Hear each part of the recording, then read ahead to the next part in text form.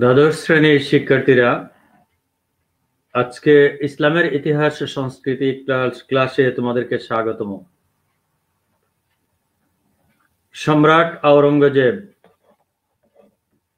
তার শাসনকাল ছিল 1658 খ্রিস্টাব্দ থেকে 1707 খ্রিস্টাব্দ পর্যন্ত।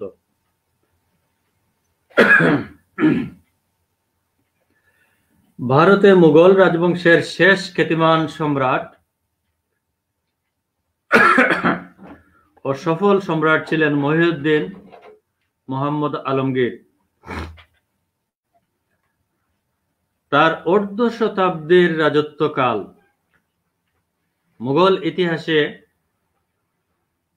দ্বন্দ্ব বিক্ষুব্ধ ও ঘটনাবহুল।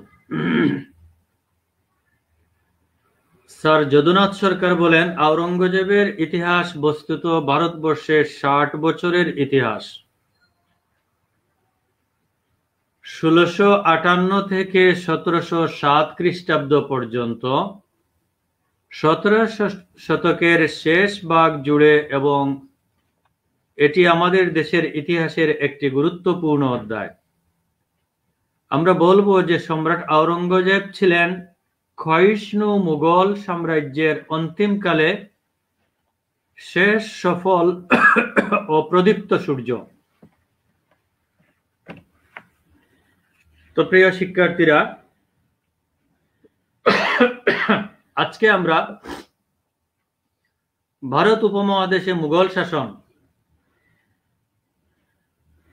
সম্রাট আওরঙ্গজেবের শাসনকাল থেকে তার জীবন এবং কর্ম নিয়ে আলোচনা করতে চাই। তোমরা লক্ষ্য করো, তার সম্পর্কে সংক্ষিপ্ত পরিচিতি: 1618 খ্রিস্টাব্দে জন্ম, 1707 খ্রিস্টাব্দে মৃত্যু। পিতার নাম সম্রাট শাহজাহান, মাতা মমতাজ বেগম। তার শাসনকাল 1558 থেকে 1707। তিনি ক্ষমতা গ্রহণ করেছেন 1558 খ্রিস্টাব্দে।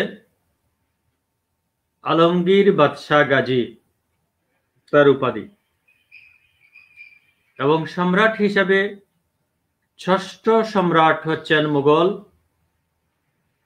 ষষ্ঠ মুঘল সম্রাট, সম্রাট আওরঙ্গজেব। তো আজকে আমরা শিক্ষণফল হিসেবে নিয়ে আসছি আওরঙ্গজেবের পরিচয়, আওরঙ্গজেবের রাজত্বকাল এবং তার দাক্ষিণাত্য নীতি। এই বিষয়গুলো নিয়ে আমরা আজকে সাজিয়েছি আমাদের ক্লাস। সম্রাট আওরঙ্গজেবের শাসনকালের কথা প্রথমেই চলে আসে ভ্রাতৃবিরোধের কথা। সম্রাট শাহজাহান যখন অসুস্থ, এই সুযোগে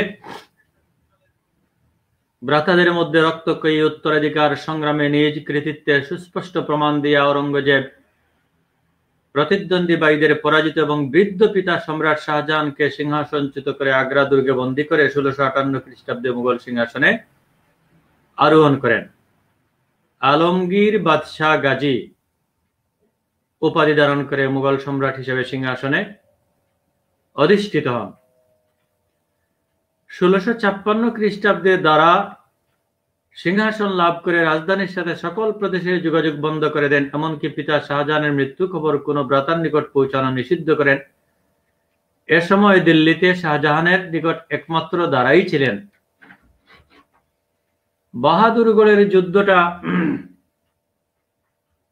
পিতার মৃত্যু সংবাদে শাহজাদা সুজা আগ্রার দিকে সশন্য অগ্রসর হন। সুজার আগমনের সংবাদ শুনে দ্বারা তার জ্যেষ্ঠ পুত্র সুলাইমান শিখকে সুজার বিরুদ্ধে পাঠান। 1658 খ্রিস্টাব্দে সুলাইমানের সঙ্গে বাহাদুরগড়ের যুদ্ধে সুজা পরাজিত হয়ে নিজ রাজ্যে প্রত্যাবর্তন করেন। অপরদিকে গুজরাটের শাসক কনিষ্ঠ পুত্র মুরাদ নিজেকে সার্বভৌম শাসক হিসেবে ঘোষণা করেন। পরিস্থিতি অনুধাবন করে আওরঙ্গজেব মুরাদের সাথে এক সমঝোতা চুক্তি স্বাক্ষর করেন।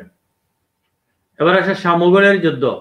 1658 খ্রিস্টাব্দে আওরঙ্গজেব মুরাদের বাহিনী একত্রিত হয়ে রাজধানী অভিমুখে রওনা হলে দরমাটের যুদ্ধে দারার সেনাপতি কাসেম খান তাদের হাতে পরাজিত হয়ে এই সংবাদ শুনে দারা নিজেই বিরাট বাহিনী সহ 2 ভ্রাতার বিরুদ্ধে অগ্রসর হন এবং মুঘলের যুদ্ধে পরাজিত হয়ে পলায়ন করেন। আওরঙ্গজেব দারাকে অনুসরণ না করে আগ্রা অধিকার করে বৃদ্ধ পিতাকে বন্দী করে সিংহাসন দখল করেন। আগ্রায় স্বীয় আধিপত্য প্রতিষ্ঠা করে কৌশলে 1661 খ্রিস্টাব্দে দেওয়ান আলী নকিকে হত্যা অপরাধে মুরাদকে মৃত্যুদণ্ড দেওয়া হয়।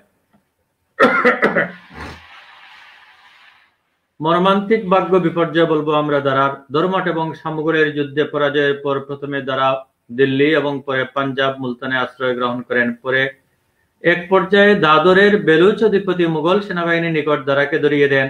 1659 খ্রিস্টাব্দে মন্ত্রিসভার সিদ্ধান্ত অনুযায়ী দারা ও শিপির শিককে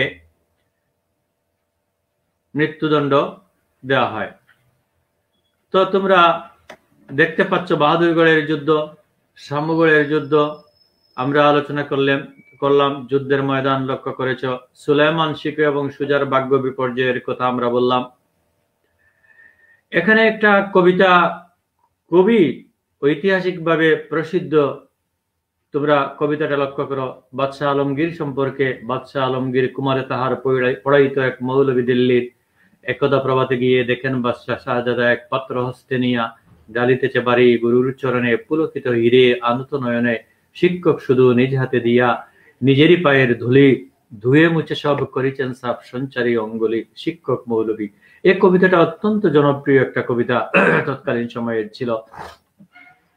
যা হোক, সম্রাট আওরঙ্গজেব আমরা আলোচনা করতে যাচ্ছি। সম্রাট আওরঙ্গজেবের শাসনকাল আমরা দেখলাম 1658 থেকে 1707, প্রায় অর্ধ শতাব্দী ব্যাপী তার শাসনকাল ছিল। তার চরিত্র এবং কৃতিত্ব আমরা দেখব। তো সম্রাট শাহজাহানের এক নজরে আমরা তার কতগুলো ইনফরমেশন আমরা দেখে আসি। জন্ম তো বললাম তোমাদেরকে, এবং পিতার কথা বললাম সম্রাট শাহজাহান, মাতা মমতাজ মহল। আহমদাবাদ মালব সীমান্তের দুধে আওরঙ্গজেব জন্মগ্রহণ করেন। অত্যন্ত মেধাবী ছিলেন। কোরআন হাদিসে বিশেষ ব্যুৎপত্তি, আরবি, ফার্সি, তুর্কি, হিন্দি ভাষায় পারদর্শিতা অর্জন করেন। সমর বিদ্যায় পারদর্শী হয়ে ওঠেন। মাত্র 17 বছর বয়সে বুন্দেলখণ্ডের জুজুর সিং এর বিরুদ্ধে সমর প্রতিভা, কূটনৈতিক জ্ঞানের পরিচয় দেন। 1636 খ্রিস্টাব্দে 18 বছর বয়সে দাক্ষিণাত্যের সুবেদার নিযুক্ত হন। 1645 খ্রিস্টাব্দে গুজরাটের সুবেদার হন। 1647 খ্রিস্টাব্দে পিতার নির্দেশে তিনি বলক বাদাখশান অভিযানে নেতৃত্ব দেন। 1648-52 খ্রিস্টাব্দে সিলতু মুলতানের শাসনকর্তার দায়িত্ব পালন করেন। 1652 খ্রিস্টাব্দে আওরঙ্গজেব পুনরায় দাক্ষিণাত্যের সুবাদার পদ লাভ করে 1658 খ্রিস্টাব্দ পর্যন্ত বহাল ছিলেন। 1658 খ্রিস্টাব্দে 21 জুলাই মুঘল সাম্রাজ্যের সিংহাসনে আরোহণ করেন। 1669 খ্রিস্টাব্দে 5 জুন সিংহাসনে আরোহণের অভিষেক উৎসব সম্পন্ন করেন। তাইলে যে কথাটা আমরা বললাম যে উত্তরাধিকার দ্বন্দ্বে আওরঙ্গজেবের প্রতিদ্বন্দ্বী ভাইদের পরাজিত এবং বৃদ্ধ পিতা সম্রাট শাহজাহানকে সিংহাসনচ্যুত এবং আগ্রার দুর্গে নজরবন্দি করে 1658 খ্রিস্টাব্দে 21 জুলাই আবুল মুজাফফর মহিউদ্দিন মোহাম্মদ আওরঙ্গজেব আলমগীর বাদশাহ গাজী উপাধি ধারণ করে দিল্লির সিংহাসনে আরোহণ করেন। চলে এবার শিক্ষার্থীরা, সম্রাট আওরঙ্গজেব সিংহাসনে আরোহণ করে জনকল্যাণে নিম্নোক্ত কাজগুলো করেন। আমরা এক নজরে দেখে আসি। মুঘল সম্রাটদের জন্মদিনে অর্জন করার প্রথা বাতিল করে সালামের প্রথা চালু করেন। প্রায় 80 প্রকার অন্যায় কর জনগণের উপর আরোপিত অন্যায় কর বাতিল করেন। দ্বীনে ইলাহি ধর্মমত বিলুপ্ত করেন। প্রজা সাধারণের কল্যাণে বহু রাস্তাঘাট সেতু নির্মাণ করেন। শিক্ষার বিকাশের জন্য অনেক শিক্ষা প্রতিষ্ঠান নির্মাণ সহ বিপুল অর্থ বরাদ্দ দেন। দুর্ভিক্ষ মোকাবেলার জন্য প্রত্যেক জেলায় সরকারি শস্য সংরক্ষণাগার নির্মাণ করেন। সারা দেশে মদ্যপান, জুয়া খেলা নিষিদ্ধ ঘোষণা করেন। দুর্নীতি দমনের জন্য নতুন কর্মচারী নিয়োগ বদলির ব্যবস্থা করেন। নতুন নতুন মন্দির ও মসজিদ নির্মাণ এবং পুরাতন মসজিদ সংস্কার করেন। তোমরা দেখতে পাচ্ছ এখানে মসজিদ নির্মাণের পাশাপাশি তিনি নতুন নতুন মন্দিরও নির্মাণ করেছিলেন। এই বিষয়গুলো ইতিহাসে উল্লেখ রয়েছে। আইন শৃঙ্খলা প্রতিষ্ঠা, দ্রব্যমূল্য হ্রাস করা হয়, সতীদাহ প্রথা রহিত করা হয়।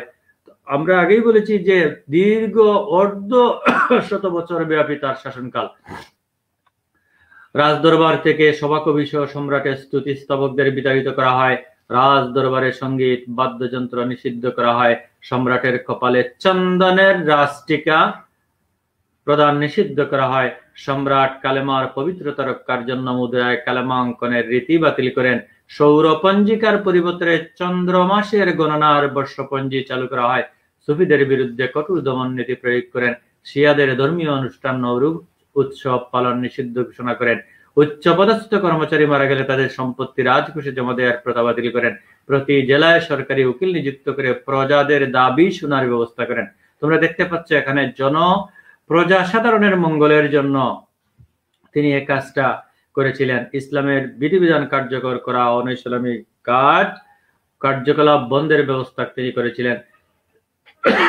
আমরা যদি সম্রাট আওরঙ্গজেবের সুদীর্ঘ শাসনকালকে ভাগ করি তাহলে আমরা দুই ভাগে ভাগ করতে পারি। দেখো তোমরা, উত্তর ভারতে অবস্থান 1658 থেকে 81 আর দাক্ষিণাত্যে অবস্থান 1682 থেকে 1707 খ্রিস্টাব্দ পর্যন্ত।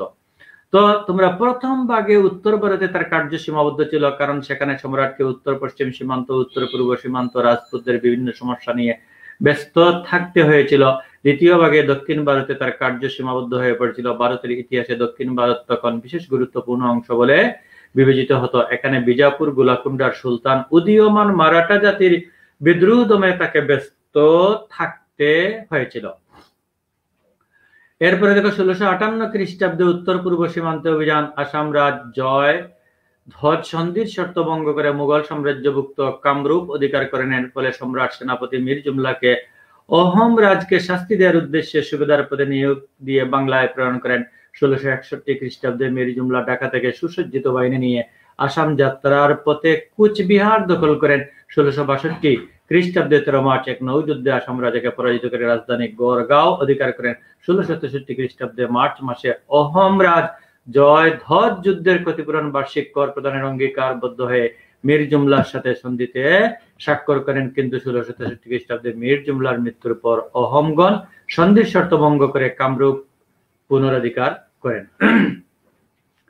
এবার আসো সুবেদার শায়েস্তা খানকে বাংলার সুবাদার নিয়োগ। অতঃপর সম্রাট আওরঙ্গজেব স্বীয় মাতুল আসফ খানের পুত্র শায়েস্তা খানকে বাংলার সুবাদার নিয়োগ করেন। শায়েস্তা খান বঙ্গদেশের সুবাদার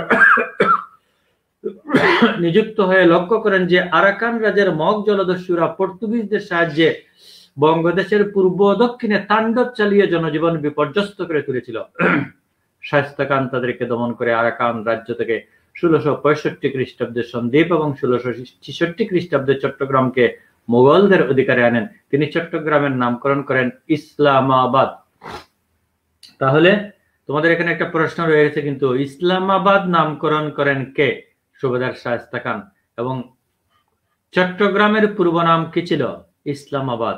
তিনি আরাকানের মগ জলদস্যু পর্তুগিজদের অত্যাচার থেকে পূর্ব দক্ষিণ বঙ্গের মানুষদেরকে নিষ্কৃতি দেন। সুবেদার শায়েস্তা খানের সুদীর্ঘ 30 বছরের শাসনকাল বাংলার ইতিহাসে গৌরবময় অধ্যায়। প্রসঙ্গক্রমে আমরা বলতে পারি তার শাসন আমলে বঙ্গদেশে টাকায় 8 মণ চাল পাওয়া যেত।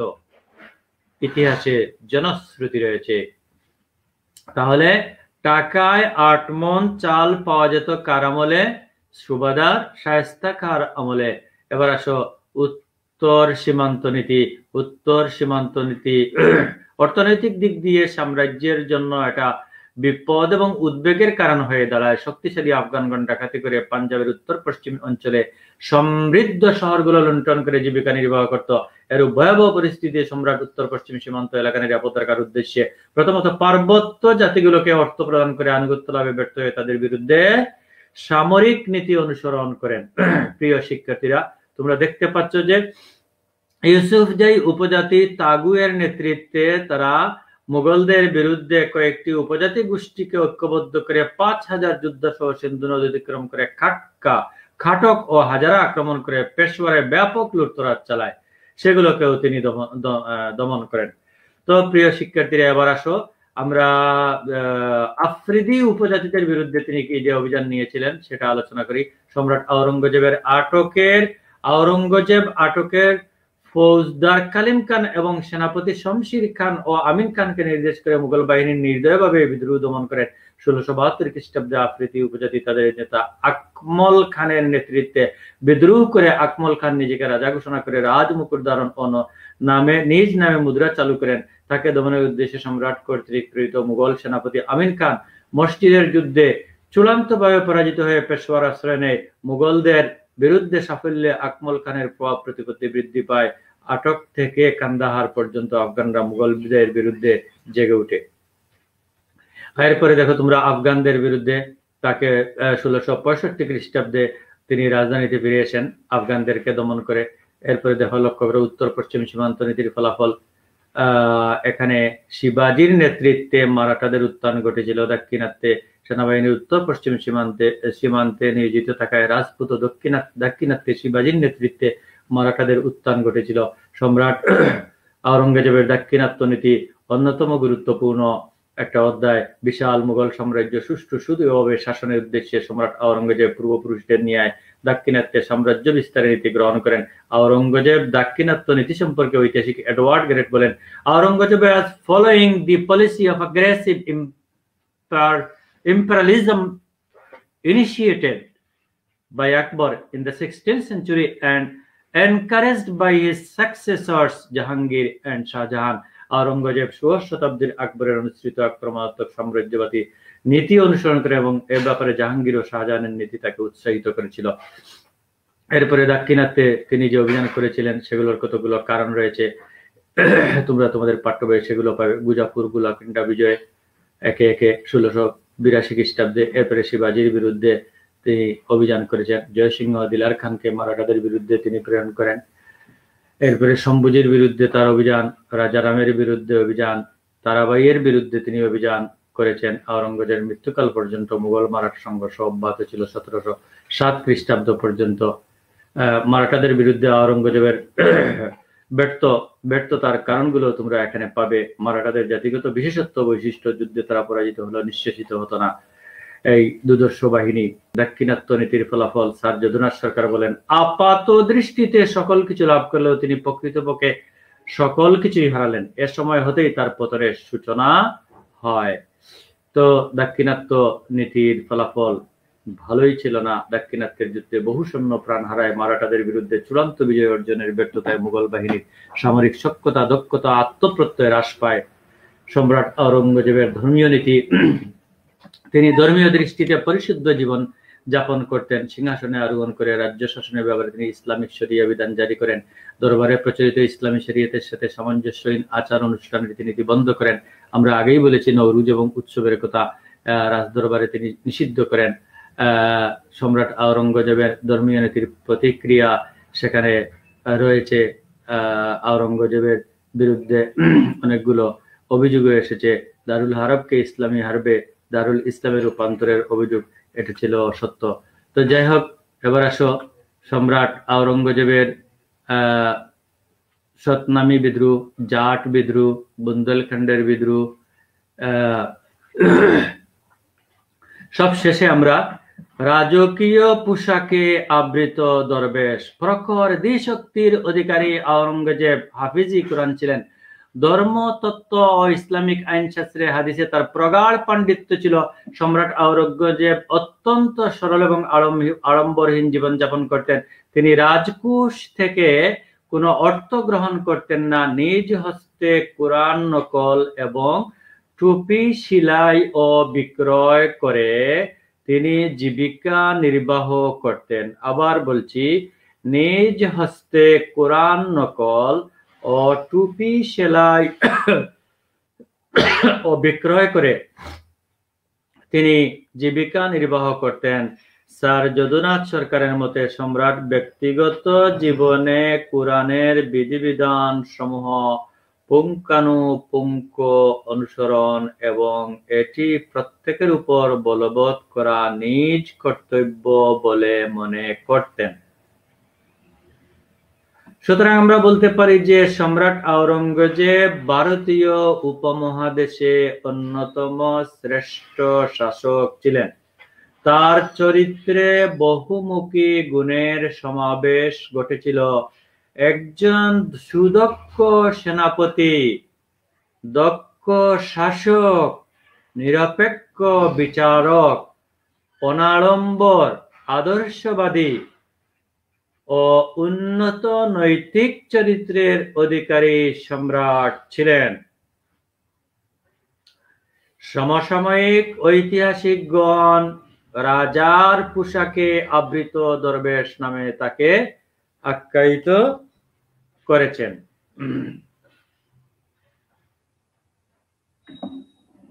ইতিহাসে সম্রাট আওরঙ্গজেব ন্যায়পরায়ণ সুদক্ষ শাসক ছিলেন। সম্রাট ছিলেন অত্যন্ত পরিশ্রমী।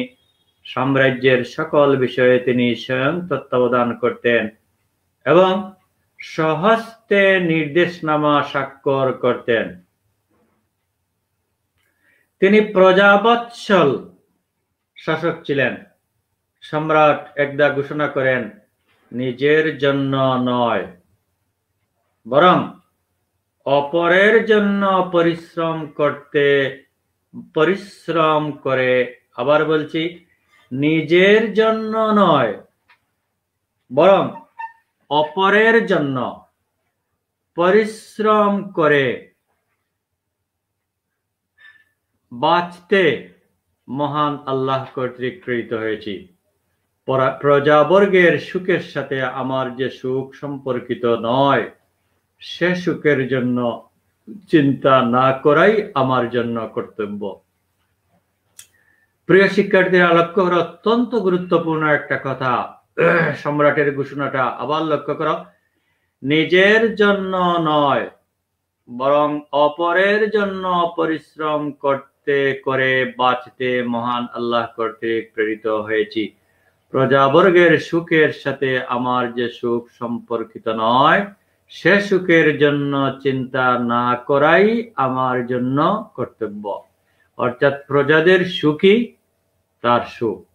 সম্রাট আওরঙ্গজেব কেবল একজন সুদক্ষ শাসক, কূটনীতিবিদ ছিলেন না। তিনি একজন সাহসী যোদ্ধা, সুনিপুণ সমরনায়ক ছিলেন। লেখনী ও তরবারি তার হাতে সমান দক্ষতায় শোভা পেত। He was as much of the pen as a master of the sword. তার কার্যাবলী সমর নীতির কারণে রাজ্যসীমা উত্তরে কাশ্মীর হতে, দক্ষিণে তাঞ্জোর, পূর্বে বাংলা ও আসাম হতে, পশ্চিমে কান্দাহার পর্যন্ত বিস্তৃতি লাভ করে। এবার আসো শিক্ষা সংস্কৃতির পৃষ্ঠপোষক। সম্রাট আওরঙ্গজেব একজন শিক্ষাবিদ এবং সংস্কৃতির উদার পৃষ্ঠপোষক ছিলেন। ধর্মতত্ত্ব, নীতিবিদ্যা, ইসলামী আইনশাস্ত্র, আরবি ভাষা, ফার্সি সাহিত্যে তার অসাধারণ পাণ্ডিত্য, অগাধ ব্যুৎপত্তি ছিল। তার পৃষ্ঠপোষকতায় ফতোয়ায়ে আলমগীরি নামে প্রামাণ্য ইসলামী আইন গ্রন্থ রচিত হয়। ফতোয়ায়ে আলমগীরি নামে প্রামাণ্য ইসলামী আইন গ্রন্থ রচিত হয়। এটা তার ভারতের সর্বশ্রেষ্ঠ ফিকাহ গ্রন্থ বা ফতোয়া গ্রন্থ বলে অভিহিত। সম্রাটের অনুপ্রেরণায় কাফি খান মুনতাখাব আল জাবর, আলমগীরি নামা প্রভৃতি গ্রন্থ রচনা করেন। তার আমলে দিল্লি, থাট্রা, জৌনপুর, শিয়ালকোট প্রসিদ্ধ শিক্ষা কেন্দ্র হিসেবে পরিচিতি লাভ করেছিল। লাহোরে বাদশাহী মসজিদ, আওরঙ্গাবাদে স্বীয়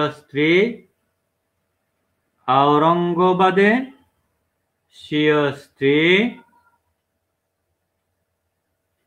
রাবি আল তৌবনির সমাধি অনুপম স্থাপত্যের সাক্ষ্য বহন করছে।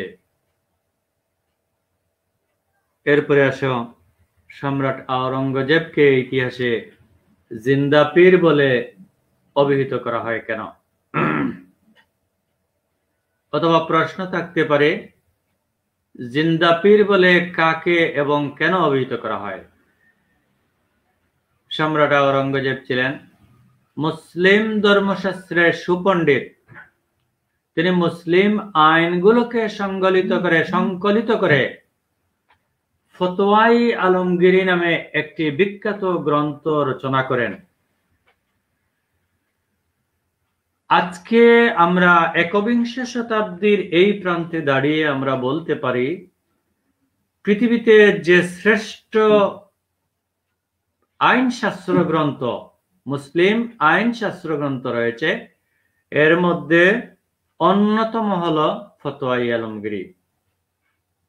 তিনি নিজ জীবনকে পবিত্র কোরআন সুন্নাহর আলোকে পরিচালিত করেন, প্রত্যহ জামাতে নামাজ আদায় করতেন, পবিত্র রমজান মাসে সিয়াম সাধন পালন করতেন, মধ্য এশিয়ার বাদাখশানের রক্তাক্ত যুদ্ধক্ষেত্রে তিনি শত্রু সৈন্যের আক্রমণ উপেক্ষা করে সালাত আদায় করেছেন।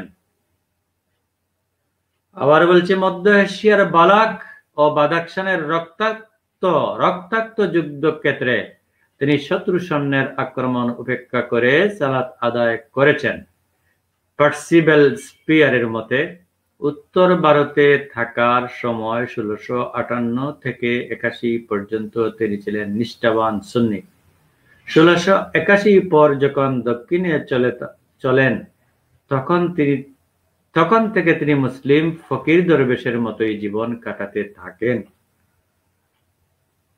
এজন্য লোকে তাকে জিন্দা পীর বা জীবন্ত পীর বলে অভিহিত করত।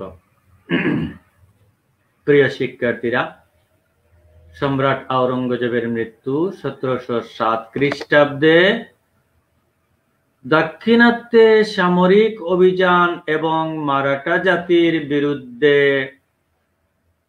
সংগ্রামে লিপ্ত থাকার ফলে সম্রাটের স্বাস্থ্য ভেঙে পড়ে, তার পুত্ররা বিদ্রোহী হয়ে উঠলেন। দাক্ষিণাত্যে প্রবল মারাঠা শক্তি পুনরায় দুর্বল হয়ে উঠল। মুঘল সাম্রাজ্যের ভিত্তি শিথিলতর হতে লাগল।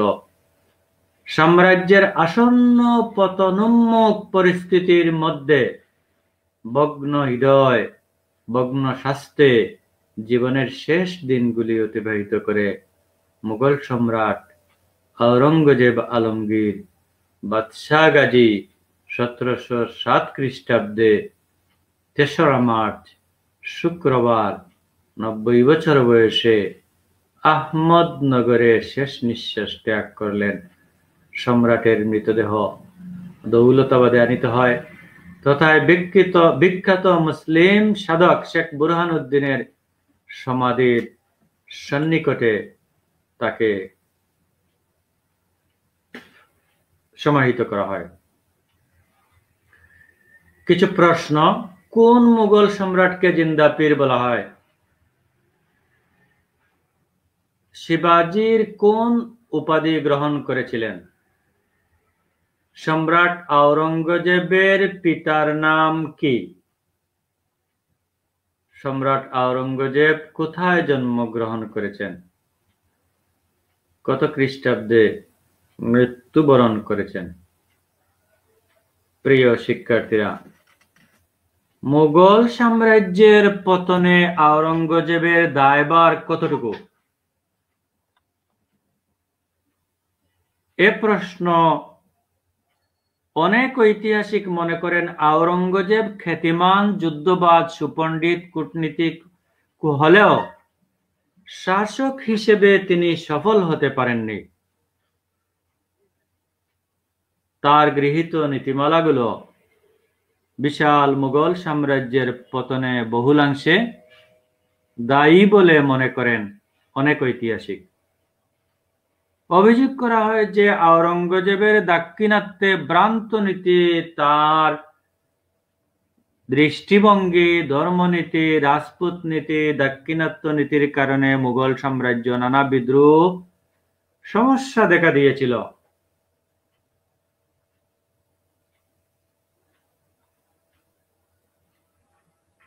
তাইলে যার ফলে সাম্রাজ্যের ভিত দুর্বল হয়ে পড়েছিল। অন্যদিকে সম্রাট আওরঙ্গজেব ব্যক্তিকেন্দ্রিক ও কেন্দ্রীভূত শাসন ব্যবস্থার সন্দেহবাতিকতা তাকে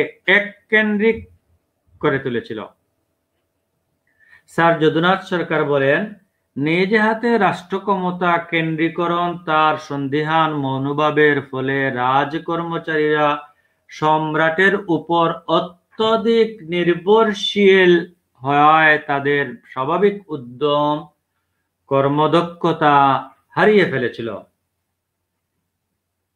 বয়স বৃদ্ধির কারণে সম্রাটের একার পক্ষে সব দিক সামলানো কঠিন ছিল। এমতাবস্থায় প্রশাসন ব্যবস্থা দুর্বল হয়ে পড়ে এবং মুঘল সাম্রাজ্য পতনের পথে ধাবিত হয়।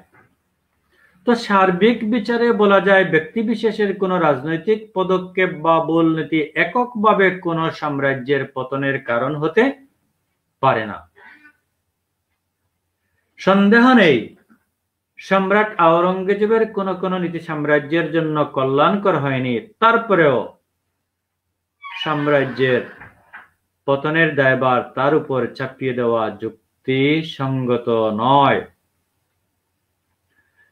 আধুনিক গবেষকরা মনে করেন সে যুগের আর্থসামাজিক, রাজনৈতিক, সাংগঠনিক কাঠামোর দুর্বলতাই কর্মদক্ষতার মুঘল সাম্রাজ্যের পতনের কারণ। আর এ দুর্বলতার সূচনা আওরঙ্গজেবের সময় থেকে নয়, আওরঙ্গজেবের আগের থেকেই। আওরঙ্গজেবের কর্মদক্ষতা এ পতন প্রক্রিয়া প্রতিবাদ না হলেও তার দুর্বল উত্তরাধিকারীদের সময় তা স্পষ্ট এবং সাম্রাজ্য দ্রুত পতনের দিকে যায়। প্রিয় শিক্ষার্থীরা, সম্রাট আওরঙ্গজেবের ধর্মনীতিগুলো মারাঠাদের বিরুদ্ধে আওরঙ্গজেবের ব্যর্থতার কারণ আমরা আলোচনা করলাম। তোমাদেরকে কিছু কাজ দেই, লক্ষ্য করো। সম্রাট আওরঙ্গজেবের দাক্ষিণাত্য নীতি বিশ্লেষণ করো। প্রিয় শিক্ষার্থীরা, কিছু প্রশ্ন তোমাদেরকে দিয়ে আজকের ক্লাসটা আমি শেষ করতে চাই। সম্রাট শাহজাহান যখন মৃত্যুবরণ করেন তখন তার বয়স কত ছিল? উত্তর 90 বছর। পরের প্রশ্ন, জিন্দা পীর কাকে বলা হয়? মুঘল সম্রাট আওরঙ্গজেব আলমগীরকে জিন্দা পীর নামে অভিহিত করা হয়। 1681 খ্রিস্টাব্দের পর যখন দক্ষিণে চলে আসেন উত্তর থেকে, তিনি মুসলিম ফকির দরবেশের মতোই জীবন কাটাতেন। আলোচনায় বলেছি তোমাদেরকে যে তিনি নিজ জীবনকে পবিত্র কুরআন সুন্নাহর আলোকে পরিচালিত করেন, জামাতে প্রত্যহ নামাজ আদায় করতেন। এরপরে বলেছি তোমাদেরকে যে নিজ হাতে টুপি সেলাই এবং কোরআন মাজিদ নকল করে জীবিকা নির্বাহ করতেন। এই সমস্ত কারণে তাকে জিন্দা পীর বলে অভিহিত করা হয়। পরের প্রশ্ন, সম্রাট আওরঙ্গজেব আলমগীরের সময়ে সর্বশ্রেষ্ঠ ফিকাহ গ্রন্থ রচনা করা হয়, কি নাম তার?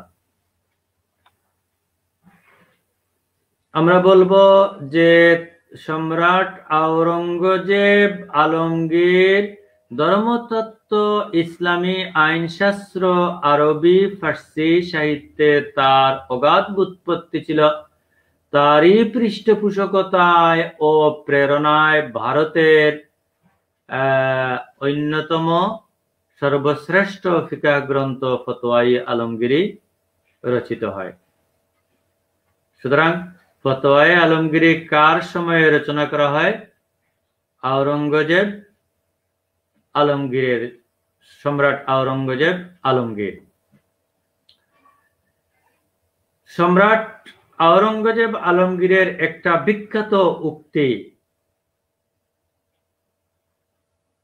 কোন উক্তিটি তার সবচেয়ে বিখ্যাত এবং জনপ্রিয়?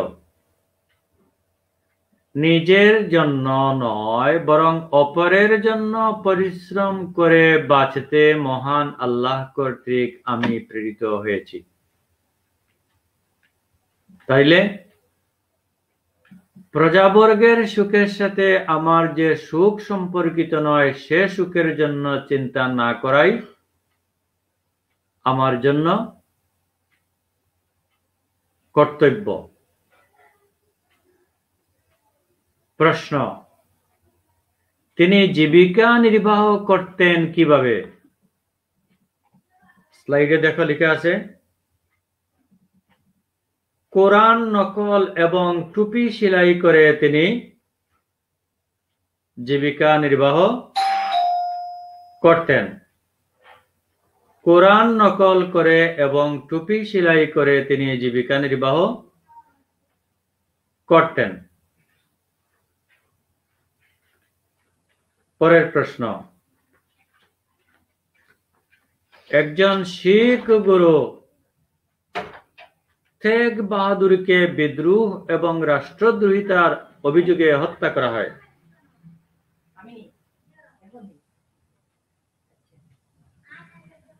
কত খ্রিস্টাব্দে? 1675 খ্রিস্টাব্দে। 1675 খ্রিস্টাব্দে শিখ গুরুকে হত্যা করেন। প্রশ্ন,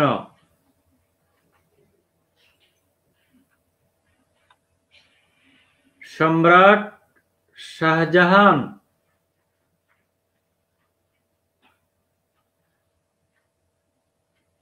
পুত্র আওরঙ্গজেব আলমগীর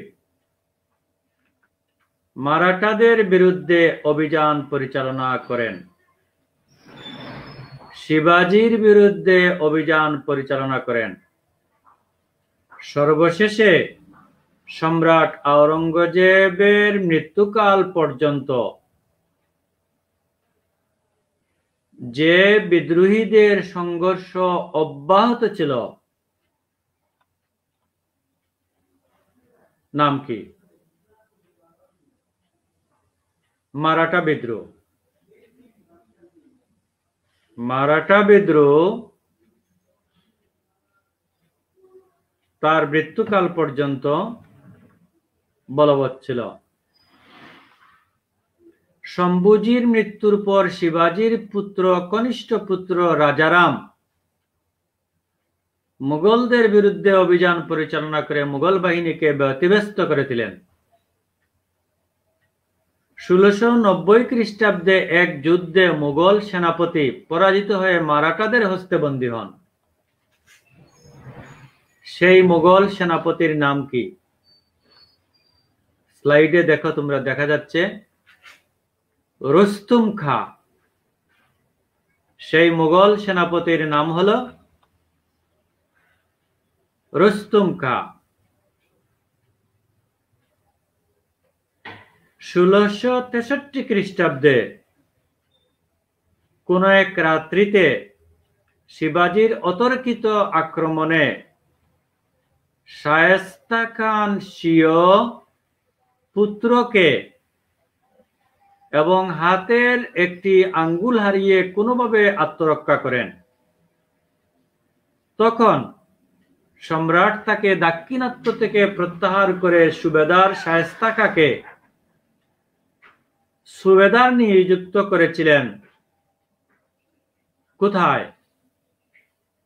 উত্তর, বাংলার সুবেদার। বাংলার সুবেদার নিযুক্ত করেছিলেন।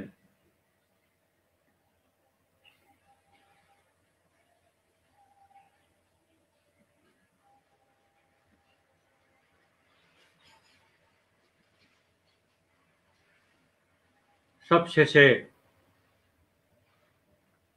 তোমাদের মঙ্গল কামনা করে তোমরা ভালো থেকো। সুস্থ থেকো এবং তোমাদের সুস্বাস্থ্য কামনা করে আগামী ক্লাসের আমন্ত্রণ জানিয়ে আজকের ক্লাসের পরিসমাপ্তি এখানেই ঘোষণা করলাম। Thanks all of you.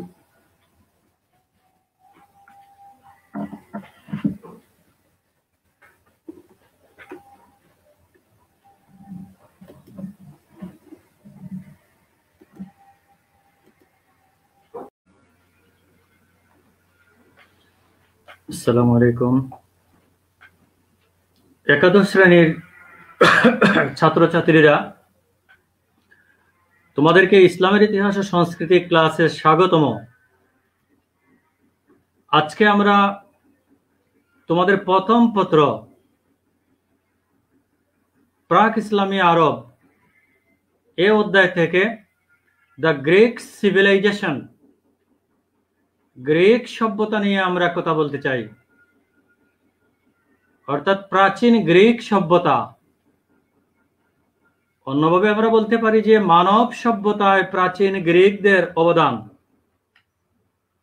তো চলো বন্ধুরা, আমরা আগে গ্রিক সভ্যতা আলোচনা করতে গেলে Greek civilisation, the Greek civilisation সম্পর্কে আমরা কিছু আগে পরিচয় নিয়ে আসি। তো গ্রিক সভ্যতা বলতে কি, এ বিষয়টা তোমরা জানবে আজকের শিখন ফলে। সভ্যতায় গ্রিকদের অবদান বর্ণনা করতে পারবে, বিশ্ব সভ্যতায় আলোকোজ্জ্বল কিংবদন্তি সম্পর্কে আলোচনা করতে পারবে, বিশ্ব সাহিত্য, সংস্কৃতি ও দর্শনে গ্রিকদের অবদান মূল্যায়ন করতে পারবে। প্রিয় বন্ধুরা, গ্রিকদের পরিচয় আমি বলেছিলাম তোমাদেরকে বলবো। গ্রিক নামটি রোমানদের দেওয়া। অসংখ্য দ্বীপাঞ্চল সম্বলিত দেশটি আধুনিক কালে গ্রিস এবং দেশের অধিবাসী ও ভাষা গ্রিক নামে পরিচিত। প্রাচীন গ্রিসের মানুষ তাদের বুদ্ধিদীপ্ত কালজয়ী কর্মকাণ্ডের দ্বারা এমন এক ঐতিহ্যের সৃষ্টি করেছে যা পৃথিবীর ইতিহাসে চিরস্মরণীয় এক অধ্যায়। বস্তুত প্রাচীন গ্রিক সভ্যতা আধুনিক পাশ্চাত্য সভ্যতার ভিত্তি। জ্ঞান বিজ্ঞানের সব শাখায় মানব জীবন উৎকর্ষে এবং রাজ্য শাসনে সুদূর বিস্তৃত এমন এক উজ্জ্বল অধ্যায় সৃষ্টি করেছে যার প্রভাব বর্তমান বিশ্বেও অনস্বীকার্য। প্রিয় বন্ধুরা, আড্রিয়াটিক এজিয়ান ভূমধ্যসাগর পরিবেষ্টিত গ্রিস দেশটি দক্ষিণ ইউরোপের বলকান উপদ্বীপে উপকূলে অবস্থিত। বলকান একটি তুর্কি শব্দ। এর অর্থ হলো পার্বত্য অঞ্চল। আধুনিক কালের Albania, Bosnia and Herzegovina, Bulgaria, Croatia, Romania, Greece, Serbia, তুরস্ক, মেসিডোনিয়া, মন্টিনেগ্রো, স্লোভেনিয়া, কসোভো এসব দিক নিয়ে বলকান অঞ্চল গঠিত। প্রাকৃতিক বৈশিষ্ট্যের দিক থেকে দেশটি তিন ভাগে ভাগ করা যায়: উত্তর, মধ্য, দক্ষিণ গ্রিস। ভৌগোলিক বৈচিত্র্যময় এই উপদ্বীপটি অভ্যন্তরভাগের প্রচুর পাহাড় দেশটিকে অনেকগুলো ক্ষুদ্র অঞ্চলে বিভক্ত করেছে। তো প্রিয় বন্ধুরা, দেখো, আদি পুরুষ ইন্দো ইউরোপীয় আর্য গোষ্ঠী। নদীটার নাম হলো দানিউব নদীর তীর ইজিয়ান পর্যন্ত তাদের আদি নিবাস ছিল। 1150 থেকে 1000 খ্রিস্টপূর্ব পর্যন্ত তাদের সময়কাল। দুভাগে ভাগ করা যায় আধুনিক গ্রিক সভ্যতাকে: এক, হেলেনিক সভ্যতা; দুই, হেলেনিস্টিক সভ্যতা। তারা সে অঞ্চলে গড়ে তুলে এই গ্রিক সভ্যতা, যেটাকে আমরা বলেছি হেলেনিক সভ্যতার প্রধান কেন্দ্র। আর এই হেলেনিক সভ্যতার প্রধান কেন্দ্র ছিল এথেন্স। গণতান্ত্রিক নগর রাষ্ট্র এথেন্স সম্পর্কেও আমরা আলাদা কথা বলবো। তাহলে হেলেনিক গ্রিক সভ্যতার আদি পর্ব এর প্রধান কেন্দ্র ছিল এথেন্স গ্রিক সংস্কৃতির মধ্যে অগ্রিক উপাদান মিশ্রিত হলে তখনই উদ্ভব হয় হেলেনিস্টিক যুগ।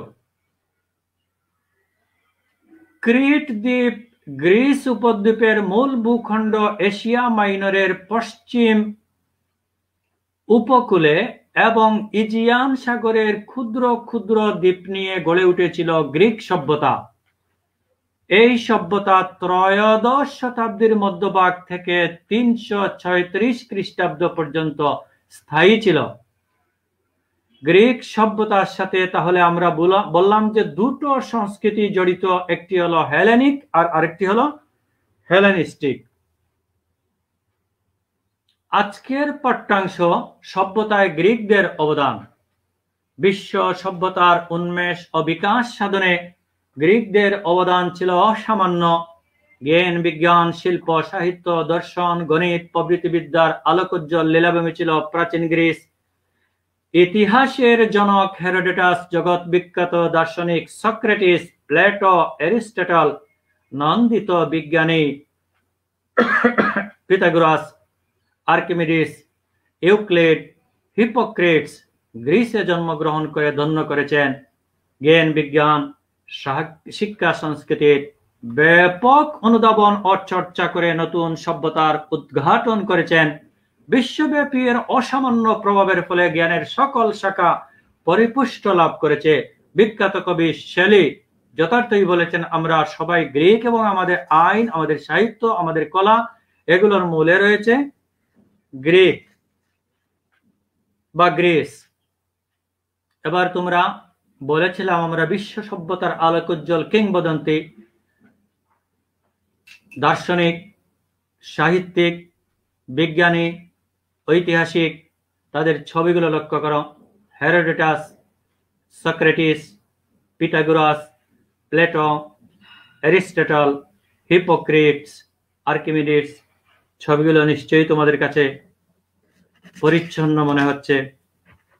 এই দার্শনিক, বিজ্ঞানী তারা গ্রিস সভ্যতার আমরা বলেছি আলোকোজ্জ্বল কিংবদন্তি।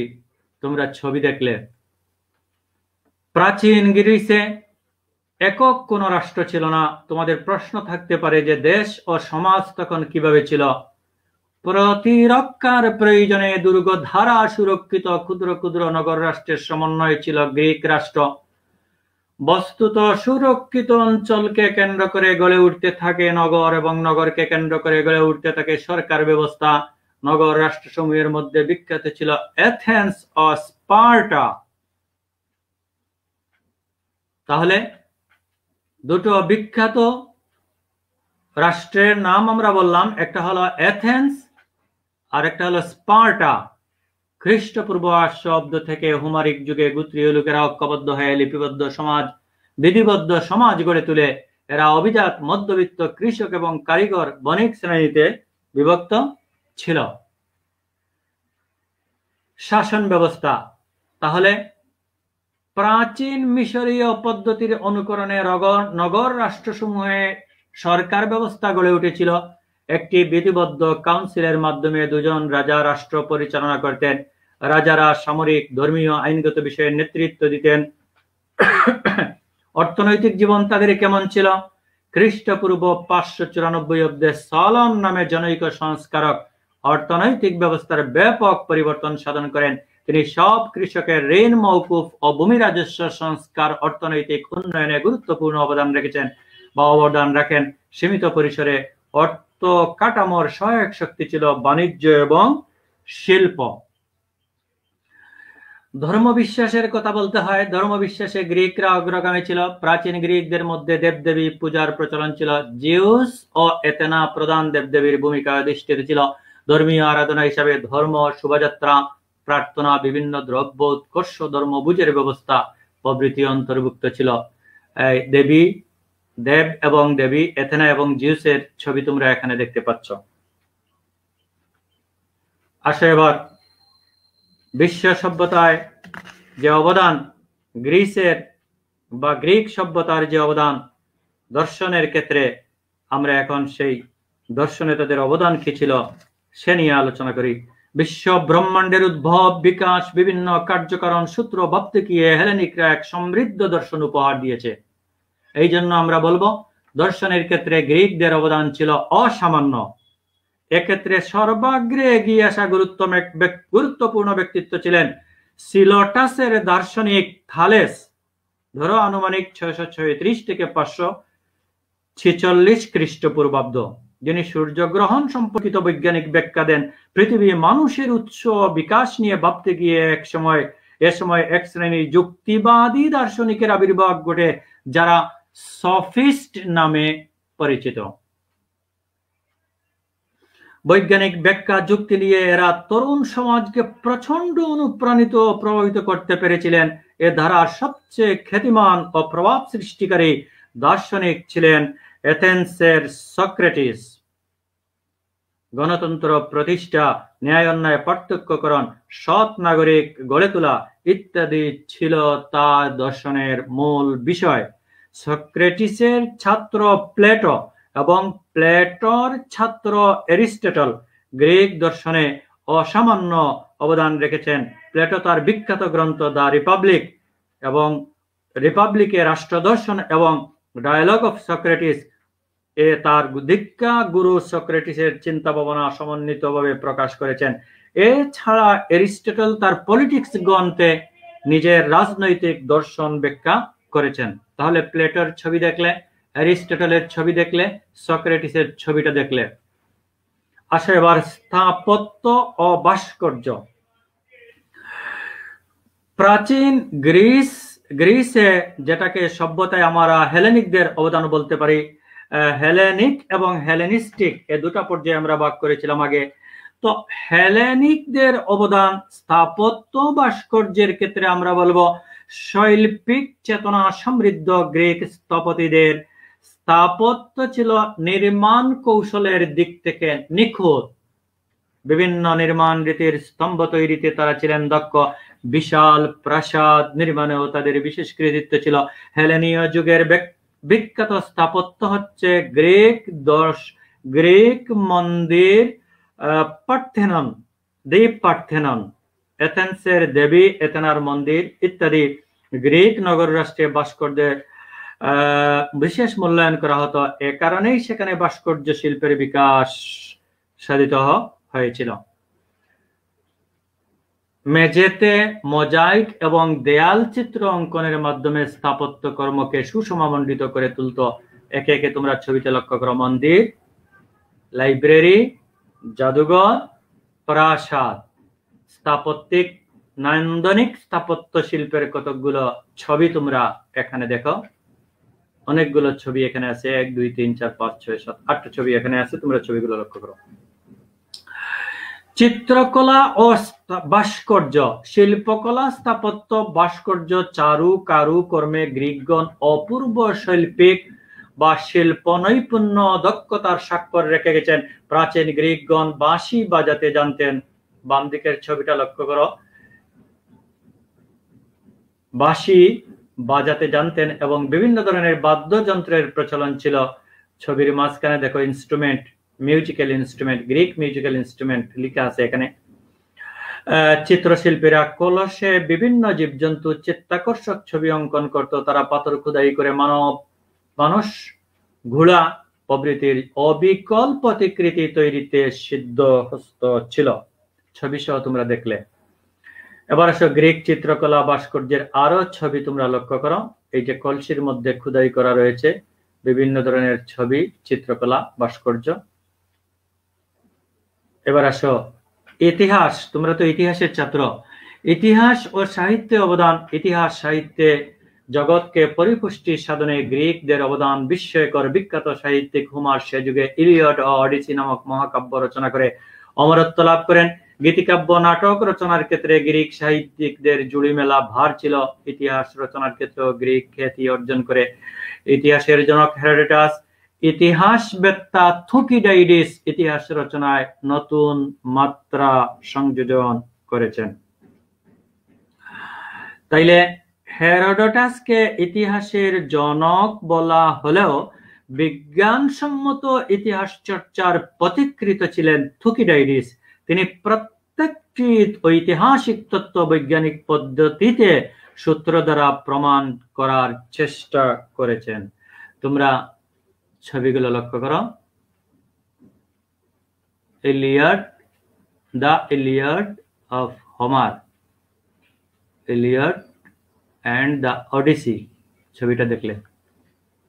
জ্ঞান বিজ্ঞান, আমরা এখন গ্রিক সভ্যতায় জ্ঞান বিজ্ঞানে তাদের যে অবদান ছিল সে অবদানগুলো নিয়ে কথা বলতে চাই।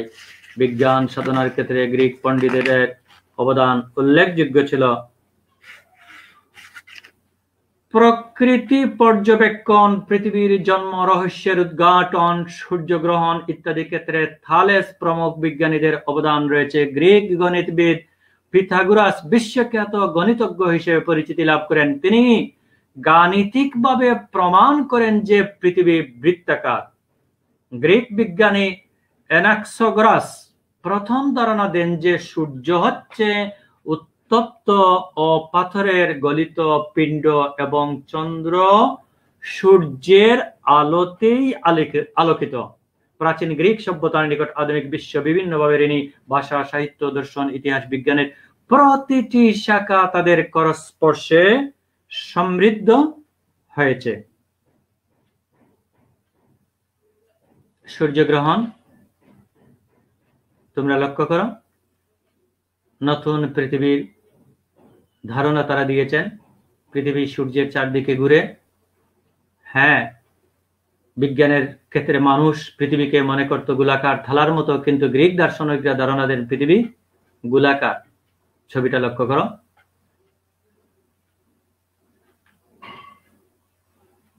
এবার ছবিতে তোমরা দেখতে পাচ্ছ উপপাদ্য, ত্রিভুজের পরিকেন্দ্র, ভরকেন্দ্র, লম্ব, সমরেখ, জ্যামিতিক সূত্র। হ্যাঁ, গণিতে অবদান, সভ্যতায় গ্রিকদের অন্যান্য অবদান ছিল জ্যামিতি আবিষ্কার। ভূগোলে অবদান ছিল, পৃথিবীর প্রথম মানচিত্র অঙ্কন করেন গ্রিকরা। দর্শনের কথা তো বললাম, বিশ্বের শ্রেষ্ঠ দার্শনিকদের জন্ম হয়েছিল গ্রিক সভ্যতায়। সক্রেটিসের কথা বলেছি, প্লেটো, অ্যারিস্টটল। নগর রাষ্ট্র, গ্রিকদের গুরুত্বপূর্ণ রাজনৈতিক অবদান হচ্ছে নগর রাষ্ট্রে তাদের ধ্যান ধারণা। দুটো রাষ্ট্রের কথা আমরা বলেছিলাম তোমাদেরকে, একটা হচ্ছে স্পার্টা এবং সামরিক নগর রাষ্ট্র স্পার্টা এবং গণতান্ত্রিক নগর রাষ্ট্র এথেন্সের কথা। তাহলে প্রিয় বন্ধুরা, চলো আমরা একটু এই দুটো নগর রাষ্ট্র সম্পর্কে আমরা এবং সামরিক নগর রাষ্ট্র সম্পর্কে একটু ধারণা নিয়ে আসি। সামরিক নগর রাষ্ট্র স্পার্টা সম্পর্কে আমরা বলবো, এক ব্যতিক্রমধর্মী বৈশিষ্ট্য নিয়ে নগর রাষ্ট্র স্পার্টার উত্থান ঘটে। স্পার্টানরা ছিল গণতন্ত্র ও প্রগতি বিরোধী। রাষ্ট্র কাঠামোর দিক থেকে কখনো অভিজাততান্ত্রিক, কখনো স্বৈরতান্ত্রিক। শতাব্দীকাল ধরে মাইসেনীয়দের সাথে যুদ্ধে লিপ্ত থাকায় তাদের চরিত্রে যুদ্ধংদেহী মনোভাব সহজাত হয়ে উঠে। পুরো নগরী ছিল যেন এক সামরিক ছাউনি। যুদ্ধবন্দীদের ভূমিদাস বানানো হতো, যা হেলট নামে পরিচিত। তাহলে হেলট কি এটা তোমরা জানলে। দুর্বল অসুস্থ শিশু ছাড়া সবার জন্য সামরিক শিক্ষা ছিল বাধ্যতামূলক। বিদ্রোহ দমন আত্মরক্ষার কাজে ব্যস্ততার জন্য সেখানে শিল্প, সাহিত্য, সংস্কৃতির বিকাশের সুযোগ কম ছিল। এবার গণতান্ত্রিক রাষ্ট্র এথেন্সের কথা আমরা বলবো। এ রাষ্ট্রের অধিষ্ঠাত্রী দেবী এথেনার নামানুসারে নগর রাষ্ট্রের নাম হয় এথেন্স। গ্রিক সভ্যতা বিকাশে এই নগর রাষ্ট্রের ভূমিকা সবচেয়ে বেশি। বিশ্ব ইতিহাসে এখানে প্রথম গণতন্ত্রের সূচনা হয়।